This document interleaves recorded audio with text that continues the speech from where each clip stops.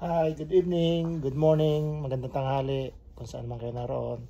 So mag-unboxing tayo ng unang purchase natin ng panlagay natin sa ating sasakyan para sa gagawin natin mga pagbabiyahe sa susunod na summer. Medyo maaga pa, winter pa rito sa Canada, pero nag-order na kami kasi nakakita kami sa online mura. So pina-order ko kagad sa aking hipag, Chona Leoy. So anyways, bubuksan na natin, unboxing na tayo ng unang parts na isasangkap natin sa sasakyan natin para sa mga susunod nating mga biyahe sa summertime. Mukha pala yung in-order namin na